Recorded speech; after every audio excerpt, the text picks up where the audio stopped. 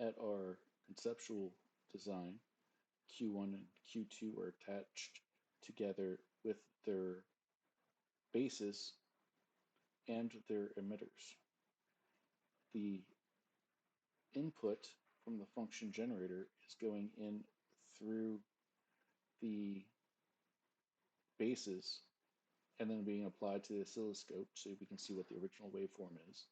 And the output is being taken off of the emitter and being held by a load resistor. Furthermore, we have 5 volts positive on our VCC and 5 volts negative on our VEE. When we start the form, we can look at our function generator. And in our function generator, we're going to set to 5 volts peak and 100 hertz. And go ahead and start the interactive portion. We will bring this back to about 2 volts, so it's a little bit easier to see. And as we see, we have this threshold loss on the signals at the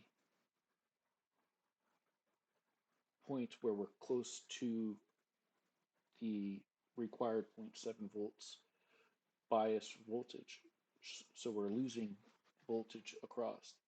Now, even if we decrease this volts peak and then rerun it, we still have that threshold loss. In fact, it is much more pronounced. And we can replace that, and we can even adjust our VCC to say 15 volts and our VEE to negative 15 volts.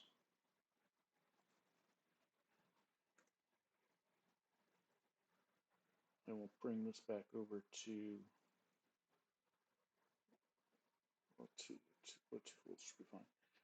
We'll run the interaction again, and we still have that threshold loss because of the fact that we're not dealing with the actual loss of the bias voltage. Our multi-sim schematic, we have our VCC and our VEE being applied to the collectors on Q2 and Q4, as well as Q1 and Q3. However, the VCC is going through a 10K ohm resistor between the output side from the input side. Furthermore, we have Q1 2N394 and Q2 2N394. Each is emitter feeding the next one's emitter. The emitter to, or sorry, the base to emitter, the bases were feeding the bases. However, the input signal is going into the emitter on both of these, and then going out through the base. It is also connected to the collectors, and then applied input here. Then our output is being applied from both the emitters into our load resistor and our function generator. When we start the simulation with our function generator set at 100 hertz and 5 volts peak, we get an output that is similar, however capped at this point because of the fact we're losing some of the voltage in the process of putting it through the amplifier. However, if we drop our 5 volts peak down to 2 volts peak, we'll increase our scale to 1 so it's a little bit easier to see, and then rerun it.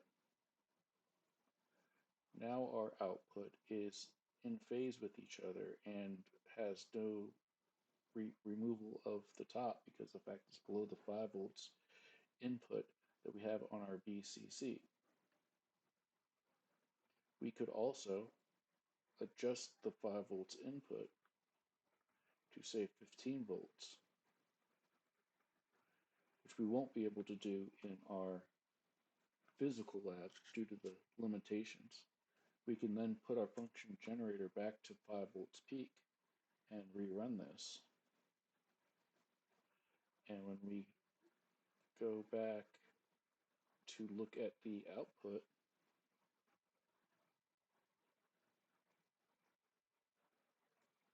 we have this once again covered.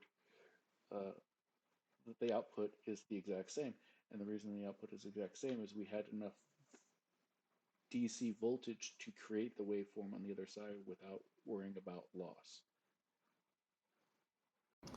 For the circuit board setup, we have our 2N3904 transistors here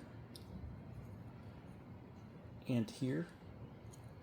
We have our 3906 transistors here and here.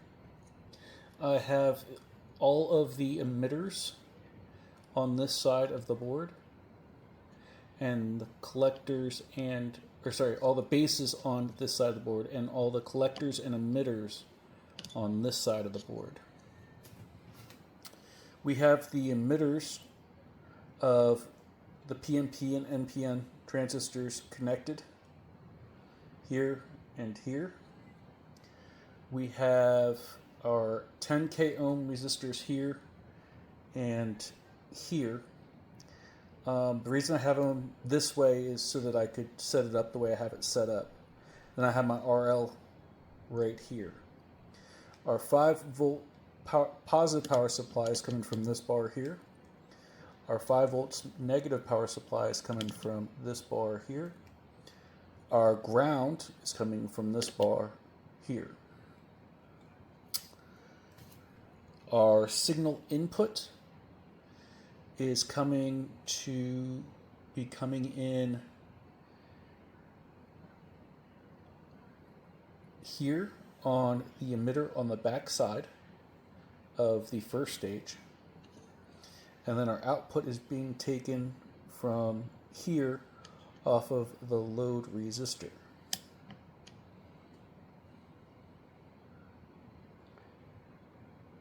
Our function generator will be set to 100 Hertz, 5 volts peak. Our VCC and VEE will be positive and negative 5 volts. In our waveforms, we'll start by setting a triangle wave at 100 Hertz with an amplitude of 5 volts. Our supply will be a positive 5 volts on VCC and a negative 5 volts on VEE. And we'll turn on our scope. As we can see, we have a waveform of for our input being orange and our output being blue.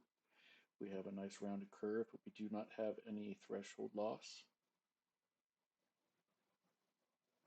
Now if we go back to our wave gen and lower this to say 2 volts and go back to our scope, we lose the rounded edge because we are not going so high where we're having that small voltage loss at the peaks, and we get almost identical waveforms with a small voltage loss between the input and the output.